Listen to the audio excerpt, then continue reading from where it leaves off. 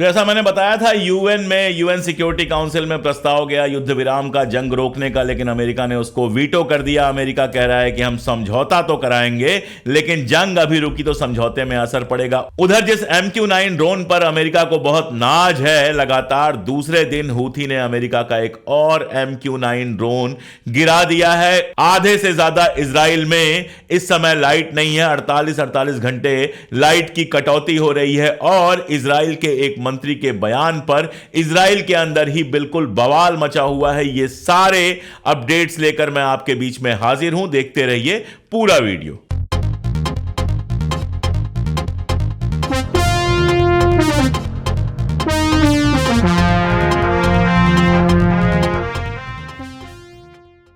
नमस्कार, मैं अशोक कुमार पांडे, स्वागत है आपका एक बार फिर से TCH पर। और आज सबसे पहले दिल से शुक्रिया कहना चाहूंगा उन लोगों का, उन मित्रों का, उन दर्शकों का जिन्होंने हमारी अपील सुनी, जिन्होंने हमारी मेंबरशिप ली, जिन्होंने हमें ताकत दी, या फिर हमारा पिन कमेंट खोलकर जो हमें डायरेक्ट मदद करने के लिंक्स हैं उन लिंक्स पे क्लिक किया, हमें डायरेक्ट मदद की।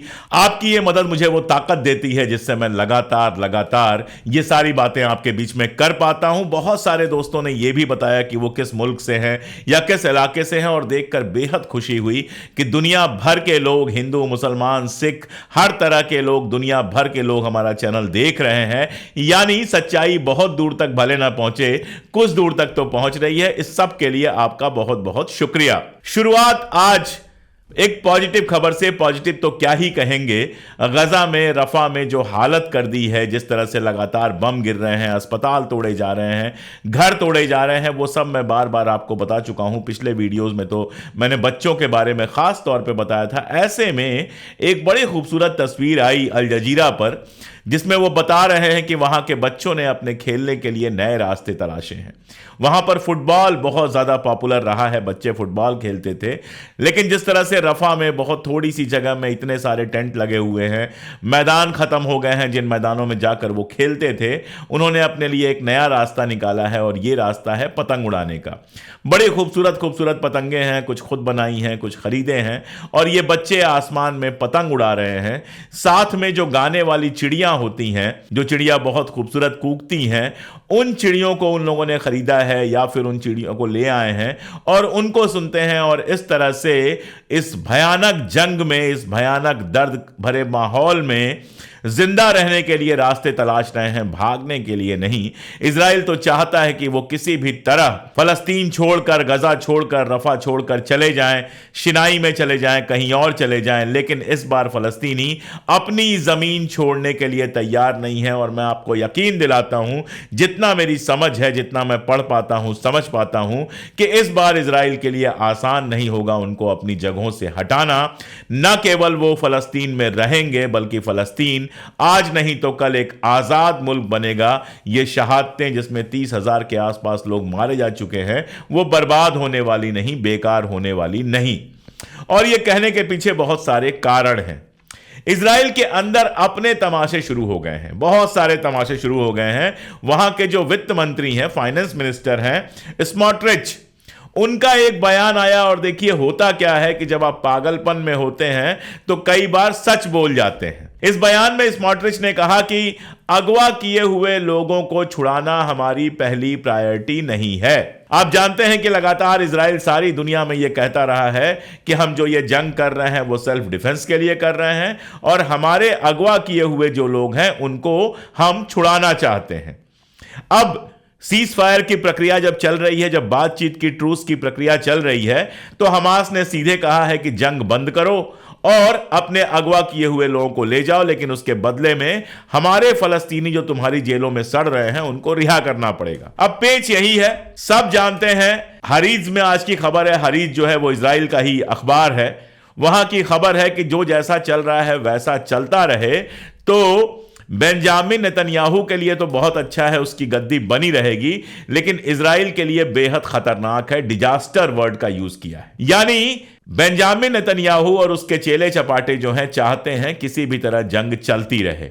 इसीलिए ऐसे किसी सीज फायर पर भी वो राजी नहीं हो रहे हैं जिसमें वहां के बंधकों को, वहां के अगवा किए हुए लोगों को छुड़ाने की बात है। अब स्मोट्रिच ने यह बात कह दी बेंजामिन नेतन्याहू खुल के नहीं कह पा रहा था, उसने कह दी। अब स्मोट्रिच के कहने के बाद इजराइल में बवाल मच गया। मैंने पहले ही आपको बताया है कि हजारों लोग जो हैं लगातार इजराइल की तेल अवीव की सड़कों पर प्रदर्शन कर रहे हैं और यह कह रहे हैं कि किसी भी तरह से हमारे अगवा किए हुए लोगों को छुड़ाओ। और अब जब ट्रूस की बात चली है, समझौते की बात चली है, जिसको इजराइल लगातार टाल रहा है, तो लोग कह रहे हैं समझौता करो। अब ऐसे में जब स्मोट्रिच का यह बयान आया कि अगवा किए हुए लोगों को छुड़ाना हमारी पहली प्रायोरिटी नहीं है, तो एक लेरी एबैक करके व्यक्ति हैं जो अगवा कर दिए गए हैं, जो इस समय हमास की कैद में हैं, उनके बाप ने कहा कि तुम्हारा अपना बेटा होता तब ऐसी बातें करते तो समझ में आता। यानी इजराइल की जनता भी धीरे धीरे समझने लगी है कि इन ज़ायनिस्टों को उनके बच्चों की फिक्र नहीं है, इजराइल के फ्यूचर की फिक्र नहीं है। हालत यह है कि हिजबुल्लाह के साथ जो लड़ाई चल रही है उसके चलते 60% आधे से ज्यादा इजराइल में बिजली की कटौती चल रही है, जो कई बार 48 घंटों से ज्यादा की है। हालत यह है कि इकॉनमी 20% से भी ज्यादा पीछे जा चुकी है। मैं आपको कई बार बता चुका हूं कि मूडी ने रेटिंग्स घटा दी हैं इजराइल की, और ऐसा पहली बार हुआ है। इजराइल ने पहले भी बहुत सारी जंगें की हैं, लेकिन कभी उसकी इकॉनमी पे असर नहीं पड़ा है। इस बार इकॉनमी पे असर पड़ रहा है। दरअसल अगर आप कभी इजरायली अखबारों को पढ़ेंगे, उनके चैनल्स को देखेंगे, तो आपको ऐसा लगता है कि उनकी सेना बस जीतती चली जा रही है। अपने जो सैनिक मारे जाते हैं उनकी खबरें वो बहुत कम बताते हैं, अपनी जो तबाही हो रही है उसकी खबरें भी वो बहुत कम बताते हैं। आपको पता है कि हूथी ने पूरा रेड सी रोका हुआ है। हूथी के बारे में और भी अपडेट मैं दूंगा आज, लेकिन आपको पता है कि हूथी ने पूरा रेड सी रोका हुआ है। अब यह आश्चर्य की बात है, आश्चर्य भी क्या, आगे आती थी हाल दिल पे हंसी, अब किसी बात पर नहीं आती। तो रास्ता किसने दिया है? दुबई ने, यूएई कह लीजिए आप उसको, यूएई ने दिया है, अरब ने दिया है, सऊदी अरब ने दिया है, जॉर्डन ने दिया है। इन लोगों ने जमीनी रास्ता दिया है, जिस जमीनी रास्ते से भारत से जो जहाज निकल रहा है वो यूएई पहुंच रहा है, और यूएई में उसको उतार लिया जा रहा है सामान, जमीन के रास्ते से जॉर्डन से होते हुए वो इजराइल पहुंचाया जा रहा है। तो अरब मुल्कों के इस सहयोग के कारण आप कह लीजिए सामान तो पहुंच जा रहा है, लेकिन खर्चा बहुत बढ़ गया है। अमेरिका के, इंग्लैंड के तमाम सारे जो मालवाहक जहाज हैं और दूसरे मुल्कों के भी जो मालवाहक जहाज हैं, उन्होंने उस रास्ते पर चलने से मना कर दिया है। मर्सर का एग्जांपल मैं आपको दे चुका हूं, और भी बहुत सारे। तो फाइनेंशियली तो हालत खराब हो ही रही है। उधर हिजबुल्लाह के बारे में इजराइल के लोग ही कह रहे हैं, इजराइल के अपने ऑफिसर कह रहे हैं, कल हिजबुल्लाह पर 2 बम गिराए थे इन्होंने, लेकिन यह कह रहे हैं कि हिजबुल्लाह के पास इतनी ताकत है कि वो हजारों मिसाइलें लगातार दाग सकता है। और इसी के चलते जो नॉर्दर्न इजराइल है, जिसका बॉर्डर लगता है लेबनान के साथ, वो पूरा वीरान पड़ा हुआ है। लाखों लोग वहां से छोड़ के चले आए हैं, और जो रह रहे हैं उनकी जिंदगी बिल्कुल तबाह हुई पड़ी है। कभी भी बम गिर रहा है, लाइट नहीं है, सड़कों पे रोक लगी हुई है, लगातार सायरन्स बज रहे हैं। ये हालत है नॉर्दर्न इजराइल की। यानी इस जंग में लगातार इजराइल की अपनी तबाही भी हो रही है, और इस तबाही के साथ साथ जो सबसे बड़ी चीज हो रही है वो पूरी दुनिया में इनकी बदनामी। रशिया जो बहुत अच्छा दोस्त हुआ करता था इजराइल का, अब वो इजराइल के साथ नहीं है। ईरान की बात ही छोड़ दीजिए, ईरान ने तो कभी इजराइल को एक्सेप्ट ही नहीं किया। आपको मैंने बताया था कि ब्राजील के जो राष्ट्रपति हैं लूला, उन्होंने कहा था कि जो कुछ गजा में हो रहा है उसकी तुलना हिटलर ने जो कुछ किया था उसके साथ की जानी चाहिए, यानी ये एक दूसरा होलोकास्ट है। इसके बाद इजराइल ने बड़ा शोर मचाया, कह दिया कि लूला जो हैं वो पर्सोना नॉन ग्रेटा हैं इजराइल में, वो आ नहीं सकते हैं, वगैरह वगैरह सब। लूला ने बजाय कुछ और करने के सीधे वहां से अपना जो दूतावास था उसके अधिकारियों को वापस बुला लिया, अपने राजदूत को वापस बुला लिया। और कहां तक लूला की कोई आलोचना करता हुआ ये कि पूरा का पूरा जो लैटिन अमेरिका है, क्यूबा को ले लीजिए, कोलंबिया को ले लीजिए, इन देशों के राष्ट्रपति ने सामने आके कहा कि लूला जो कह रहा है वो बिल्कुल सही है।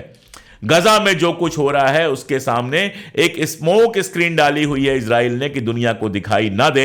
आप जानते हैं कि नेतन्याहू न केवल दुनिया के पत्रकारों को गजा में जाने नहीं दे रहा है कि वो सही हालात दिखा सकें, बल्कि जो पत्रकार गजा में काम कर रहे हैं, जो सहाफी गजा में काम कर रहे हैं, लगातार उनको मार रहा है। 100 से ज्यादा सहाफी मारे जा चुके हैं। तो ऐसे टाइम में एकदम सही कहा है लूला ने कि गजा में जो कुछ हो रहा है उसको छुपाने की कोशिश कर रहा है। आप कभी रिपोर्टिंग देखिए, अगर हूथी या हिजबुल्लाह के बारे में कुछ भी अमेरिका की गोदी मीडिया में छपेगा तो वो लिखेंगे ईरान बैक्ड हिजबुल्लाह या ईरान बैक्ड हूथी, लेकिन इजराइल के बारे में कभी नहीं लिखेंगे कि अमेरिका बैक्ड इजराइल। अगर अमेरिका अपना हाथ हटा ले तो इजराइल कल वहां तबाह हो जाएगा। और अमेरिका सब कुछ सह सकता है, सब कुछ बर्दाश्त कर सकता है, लेकिन अपना हाथ नहीं हटा सकता। यही तो वजह थी कि यूनाइटेड नेशंस में 5 महीने में तीसरी बार जब वहां पे सीज फायर का प्रस्ताव आया यूनाइटेड नेशन सिक्योरिटी काउंसिल में, तो कल फिर अमेरिका ने उसको वीटो करके रोक दिया। इस बार बहाना यह बनाया कि वहां पर पहले ही शांति का प्रयास चल रहा है, समझौते का प्रयास चल रहा है, और अगर यहां से कोई ऑर्डर ऐसा जाता है यूएन सिक्योरिटी काउंसिल से तो उस प्रक्रिया को रोक देगा, वहां पर शांति समझौता नहीं हो पाएगा। अब जिसके पास भी जरा सा भी दिमाग है वो सोच सकता है कि ऐसी कौन सी शांति प्रक्रिया है जो जंग के समय तो चल सकती है लेकिन शांति के समय नहीं चल सकती है। अगर वहां जंग रुक जाए तो शांति प्रक्रिया में क्या बाधा होगी? कोई बाधा नहीं होगी। लेकिन अमेरिका ऊपर से तो यह दिखा रहा है कि वो शांति प्रक्रिया चला रहा है, काफी कोशिश करता हुआ भी दिख रहा है। उसके एक बड़े अधिकारी जो हैं वो आ रहे हैं, टर्की जा रहे हैं, इजिप्ट जाएंगे, वहां से इजराइल जाएंगे, ये सब करता हुआ दिखा रहा है। लेकिन कुल मिला जुलाकर खड़ा है वो इजराइल के साथ ही। वो ये मानने को तैयार नहीं है अभी भी कि इजराइल ने जो कुछ किया वो नरसंहार है, वो जेनोसाइड है। मेरा सवाल है सीधा कि जितने लोग मारे गए हैं इजराइल में, इससे कम लोग मारे गए हिटलर के टाइम में। जितने बच्चे रोज मारे जा रहे हैं इजराइल में, उससे कम बच्चे मारे गए थे हिटलर के टाइम में। फिर हिटलर ने जो किया वो होलोकास्ट अगर था, तो आज जो कुछ हो रहा है गजा के अंदर उसको होलोकास्ट कहने में दुनिया को शर्म क्यों आ रही है? और मजेदार बात यह है कि इधर आप कह रहे हैं कि जेनोसाइड नहीं है, अमेरिका कह रहा है जेनोसाइड नहीं है, और हेग में आईसीजे में साउथ अफ्रीका जो बहस लेके गया हुआ है, पहले भी आईसीजे कह चुका है कि लगता है कि वहां जेनोसाइड हो रहा है, और अब जो वो केस लेके गया है वो इजराइल के पूरे वजूद के बारे में है। उसका कहना है कि इजराइल जो है उसका वजूद ही अनैतिक है, इमोरल है। उसने सिर्फ फलस्तीनियों की जमीन और उनके घरों पर कब्जा करके अपना वजूद बनाया है। और मजेदार बात यह है कि वहां पर इजराइल का साथ देने के लिए फिलहाल कोई मुल्क नहीं है। वहां पे अभी तक 10 से ज्यादा मुल्कों की गवाहियां हो चुकी हैं, जिसमें बांग्लादेश भी शामिल है, जिसमें पाकिस्तान भी शामिल है, जिसमें साउथ अफ्रीका शामिल है, जिसमें बेल्जियम शामिल है। इस तरह के तमाम मुल्क शामिल हैं, 10 से ज्यादा। इन सब मुल्कों ने एक स्वर में कहा है कि इजराइल का जो कब्जा है फलस्तीन के ऊपर वो इल्लीगल है, अवैध है, गैर कानूनी है। तो इजराइल का जो नुकसान हो रहा है, जैसा मैंने आपसे कहा कि केवल अंदर की तबाही नहीं है। मैं आपको सैकड़ों तस्वीरें दिखा चुका हूं लंदन की सड़कों की, अमेरिका के सड़कों की, फ्रांस के सड़कों की, जर्मनी के सड़कों की। वहां के जो यहूदी हैं उनकी भी एक बड़ी संख्या बाहर आके कह रही है कि हम इनके साथ नहीं हैं, ये जो कुछ कर रहे हैं वो गलत है। ये सब मैंने आपको बताया है। तो एक तो पूरी दुनिया में पहली बार ऐसा हुआ कि इजराइल ने जंग छेड़ी और पूरी दुनिया का ध्यान उस तरफ गया, और दुनिया में जो लोग नहीं जानते थे, खासतौर पर यंग लोग, युवा लोग जो नहीं जानते थे हिस्ट्री क्या है, उनको भी पता चला कि 7 अक्टूबर को ऐसा कुछ नहीं हुआ था जो नया हो। पिछले 60-70 सालों से इजराइल लगातार फलस्तीन के ऊपर कब्जा कर रहा है, वहां के लोगों को बेदखल कर रहा है, मार रहा है, और वहां पर अपार्थाइड है। अपार्थाइड शब्द का जो सबसे पहला प्रयोग पॉपुलर हुआ था वो हुआ था अफ्रीका में, जहां पर काले लोगों के साथ गोरे लोग जो हैं वो गलत व्यवहार करते थे, भेदभाव का व्यवहार करते थे। आप जानते हैं कि साउथ अफ्रीका में ही महात्मा गांधी ने अपना मूवमेंट शुरू किया था। महात्मा गांधी से मुझे याद आया कि महात्मा गांधी ने 1930 के आसपास जब यह सारी प्रक्रिया चल रही थी, बालफोर डिक्लेयरमेंट वगैरह आया था, उस समय ही कहा था कि फलस्तीन उसी तरह से अरबों का है जैसे इंग्लैंड अंग्रेजों का या फ्रांस फ्रेंच लोगों का है। उन्होंने कहा था कि जोर जबरदस्ती से फलस्तीन में यहूदियों को बसाने की जो इंग्लैंड की कोशिश है वो गलत है। यह हमारे महात्मा गांधी ने कहा था और इसीलिए मुझे बड़ा गरूर होता है जब मैं खुद को कहता हूं कि मैं महात्मा गांधी और जवाहरलाल नेहरू की राह पर चलता हूं, क्योंकि जवाहरलाल नेहरू और महात्मा गांधी ने भी फलस्तीन में हमेशा अरबों का साथ दिया था और यह कहा था कि वहां की जमीन पर जो कब्जा है वो गैर कानूनी है। उन्होंने तो आज के 70 साल पहले कहा था। आज इंटरनेशनल कोर्ट में, हेग में, इंटरनेशनल कोर्ट ऑफ जस्टिस में दुनिया के ढेरों मुल्क वही बात कह रहे हैं जो हमारे बापू और हमारे जवाहरलाल नेहरू आजादी के पहले से लगातार कह रहे थे। और इजराइल का आप कहर देखिए, वो आरोप लगाता है कि 7 अक्टूबर के हमले में रेप हुए, जिना हुआ। हकीकत यह है, और जिस पर अब बहस शुरू हो गई है, कि इजराइल के जो सैनिक हैं वो गजा के अंदर ये सारी हरकतें कर रहे हैं। सबसे पहले तो लूटमार कर रहे हैं। अब इजराइल के अखबारों में भी छपने लगा है कि वहां के सैनिक वहां से लोगों की घड़ियां लूट रहे हैं, घरों के अंदर से फोन लूट रहे हैं, सामान लूट रहे हैं, वहां का बैंक लूट लिया गया, यानी डकैतों की तरह व्यवहार कर रहे हैं वहां के सैनिक। ये किसी सभ्य देश के सैनिक नहीं हो सकते। हालत यह है कि जो आईडीएफ है उसके चीफ ने बाकायदा बयान जारी किया कि भाई हमारे सैनिकों को ये सारी हरकतें नहीं करनी चाहिए, लेकिन वो मानने को तैयार नहीं है। दूसरा, औरतों के साथ दुर्व्यवहार की बात आई है कि इजराइल के जेलों में जो फलस्तीन की औरतें कैद हैं उनके साथ जिना हुआ है, उनके कपड़े उतारकर उनकी जांच की जाती है, उनसे मर्द पुलिस ऑफिसर लगातार पूछताछ करता है जिसके दौरान बदतमीजी करता है, और ये सारी खबरें बाहर आनी शुरू हो गई हैं। यानी आप समझ सकते हैं कि शैतानी किस हद तक की है। वहां पर फलस्तीनियों के लिए अलग नियम है, ऐसी सड़कें हैं जिस पर फलस्तीनी चल नहीं सकते।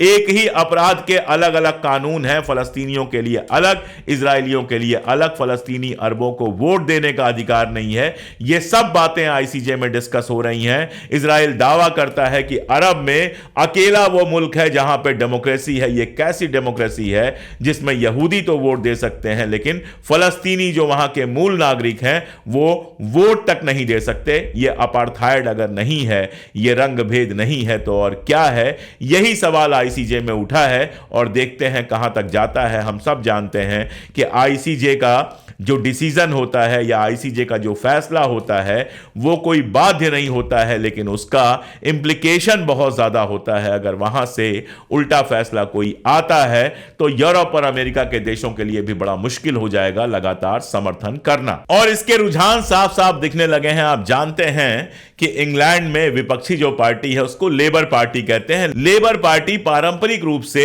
हमेशा अल्पसंख्यकों के साथ रही है। वहां के मुसलमान, वहां के अरब लेबर पार्टी को वोट देते रहे हैं, लेकिन इस बार लेबर पार्टी ने इजराइल का जिस तरह से समर्थन किया, वहां के मुसलमानों ने तय किया कि हम लेबर पार्टी को वोट नहीं देंगे।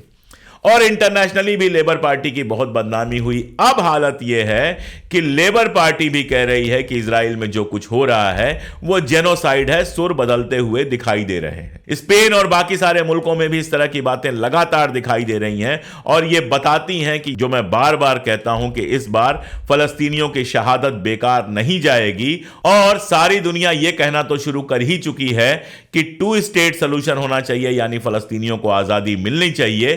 कितनी भी कोशिश कर ले बेंजामिन नेतन्याहू, जितना भी टाल ले, लेकिन फाइनली फलस्तीनियों को आजादी मिलनी तय है।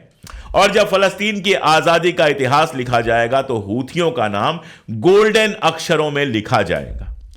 पिछले लंबे समय से हूथियों ने जिस तरह से लड़ाई जारी रखी है, अपनी गरीबी, अपनी परेशानी, अमेरिकी ब्रिटिश हमलों के बावजूद, वो अरब के इतिहास में गोल्डन वर्ड से लिखी जाने वाली बात है। हूथी ने कल एक तस्वीर जारी की जिसमें उसने उन सारे जहाजों की तस्वीरें लगाई जिन जहाजों पर उसने हमला किया है।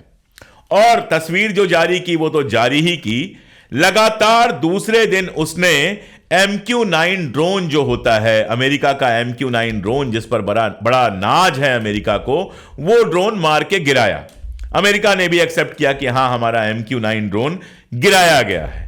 अब इस MQ-9 ड्रोन को वो जिस तरह से गिरा रहा है लगातार, जिस तरह से कल भी खबर आई, आज भी खबर आई है कि उसने एक और ब्रिटिश शिप पर हमला किया है। आप सोच के देखिए कितनी हिम्मत की बात है, जब बगल में अरब जो है, सऊदी अरबिया उसका दुश्मन है, जब अमेरिका उसका दुश्मन है, ब्रिटेन उसका दुश्मन है, इतने बड़े बड़े मुल्क उसके दुश्मन हैं, उसमें हूथी के लड़ाकों ने जिस तरह से रेड सी को लगातार रोकने के लिए, और लगातार वो एक ही बात कह रहे हैं कि इजराइल गजा पर हमले बंद कर दे, हम अपने हमले बंद करा देंगे। अब ब्रिटेन, अमेरिका, सऊदी अरबिया, ये सारे लोग, हालांकि मैं आपको बताऊं कि आईसीजे में जो केस चल रहा है वहां सऊदी अरबिया के रिप्रेजेंटेटिव ने भी वही बात कही है कि इजराइल का फलस्तीन के ऊपर जो कब्जा है वो गैर कानूनी है। लेकिन यहां वो हूथी के खिलाफ ज्यादा है क्योंकि शायद अमेरिका का प्रेशर है। तो सऊदी अरबिया जैसा देश, इंग्लैंड, अमेरिका, ऐसे मजबूत देश जिस हूथी के खिलाफ हैं, लगातार हूथी में बम बरसाए जा रहे हैं। सना के आसपास दूसरी जगहों पर लगातार अमेरिका बम बरसा रहा है। इसके बावजूद हूथी के लड़ाके न झुक रहे हैं न दब रहे हैं और पूरे रेड सी को उन्होंने कंट्रोल किया हुआ है। और मैं कह ये रहा था कि अमेरिका और ब्रिटेन इतना बम गिरा सकते हैं, सऊदी अरबिया ये सारा कुछ कर सकता है, लेकिन जो उनकी एक छोटी सी शर्त है कि इजराइल से कह दीजिए कि हमला करना बंद कर दे गजा के ऊपर, वहां के लोगों को तंग करना बंद कर दे, हम अपनी बमबारी बंद कर देंगे। ये छोटी सी शर्त नहीं मान सकते हैं। इजराइल के ऊपर प्रेशर इस बात का नहीं बना सकते हैं कि बहुत हो गया, अब जंग बंद करो। यूएन सिक्योरिटी काउंसिल में जब यह मामला जाता है तो ब्रिटेन एब्सटेन कर जाता है। कैसे अमेरिका का विरोध करे, और अमेरिका की जो महिला है वहां पर वो अपना हाथ खड़ा कर देती हैं कि नहीं, बाकी सब ठीक है लेकिन जंग तो जारी रहेगी। और जंग जारी रहेगी तो नुकसान सिर्फ हमास का नहीं होगा, जंग जारी रहेगी तो इजराइल का भी नुकसान होगा। अभी जेनिन में जो जंग चल रही है, इजरायली अखबारों ने रिपोर्ट किया है कि 46 इजरायली वहां पर घायल हुए हैं और कई मारे गए हैं। और जब इजरायली अखबार 46 कहें तो आप उसको आराम से 100-150 समझ लीजिए। जब इजरायली अखबार कहें कि एक आदमी मारा गया है तो आराम से समझ लीजिए कि 8-10 मारे गए हैं। यानी इजरायली सैनिक भी मारे जा रहे हैं, वहां के लोग भी मारे जा रहे हैं, सब कुछ तबाहियां चल रही हैं, लेकिन जंग जारी रहनी चाहिए ताकि नेतन्याहू की कुर्सी बची रहे, ताकि इजराइल से लेके अमेरिका तक जो हथियार के सौदागर हैं उनका काम चलता रहे, उनका प्रॉफिट बड़ा होता रहे, और उनसे कमीशन लेकर अमेरिका और इजराइल के जो ये नेता हैं, जो लीडर्स हैं, जो हुक्मरान हैं, वो मजे करते रहें। ऐसे चल रही है दुनिया की पॉलिटिक्स, और इस पॉलिटिक्स का शिकार होकर मर रहे हैं फलस्तीन के लोग। इसीलिए शायद जरूरी है लगातार फलस्तीन पर बोलते रहना, कभी भी चुप ना होना। रोज हम जहां भी हैं, यूट्यूब पर हैं, सोशल मीडिया पर हैं, लोगों के बीच में हैं, जहां भी हैं फलस्तीन की बात करते रहिए। मैं इतने सारे फैक्ट्स आपको देता हूं, इन फैक्ट्स को शेयर करते रहिए। जरूरी है कि दुनिया भर में फलस्तीन की बात हो, क्योंकि इस बार जिस तरह का प्रेशर बना हुआ है, अगर यह प्रेशर बना रहा तो कुछ भी हो जाए, अमेरिका, इंग्लैंड, इजराइल, ये सब कितनी भी कोशिश कर लें, फाइनली फलस्तीन को इनको एक आजाद मुल्क में बदलना होगा, उसको एक आजाद मुल्क बनाना होगा, और तभी जाकर वहां के बच्चे अपने खिलौनों से खेल पाएंगे, वहां के लोग पढ़ पाएंगे, लिख पाएंगे, और दुनिया भर में सर उठाकर हंसते मुस्कुराते हुए वैसे ही रह पाएंगे जैसे बाकी मुल्कों के लोग रहते हैं। अपने चैनल पर लगातार मैं इस तरह की अपडेट्स देता रहूंगा। अपील आपसे वही है कि जुड़िए हमसे, हमारे चैनल को 1 मिलियन तक पहुंचाने में मदद कीजिए। सब्सक्राइब ना किया हो तो सब्सक्राइब कर लीजिए, दोस्तों से सब्सक्राइब कराइए। हम भी चाहते हैं हमारा चैनल 1 मिलियन तक पहुंच जाए, और आप लोग जो हमारे चैनल से इतनी मोहब्बत करते हैं, लगातार हमारे वीडियोस देखते हैं, हमारा सपोर्ट करते हैं, उनको भी अच्छा लगेगा अगर हमारा चैनल मिलियन तक पहुंचेगा, और पहुंचेगा ही आप सबकी मदद से। साथ में अगर आप हमारी आर्थिक मदद करना चाहते हैं तो बहुत छोटी सी रकम, 3 रुपए रोज से भी कम की रकम में आप हमारी मेंबरशिप ले सकते हैं। आप जहां हैं, जिस मुल्क में हैं, वहां की करेंसी में हमें सुपर थैंक्स आप दे सकते हैं, और साथ में सब्सक्राइब करना, शेयर करना, लोगों तक पहुंचाना तो आप जानते ही हैं। ये सब आप करेंगे, हमारी ताकत बनेंगे, तभी, जैसा मैं अक्सर कहता हूं, कि सत्ता और कैमरे की आंख में आंख डालकर हम लगातार सच कह सकेंगे। बहुत शुक्रिया।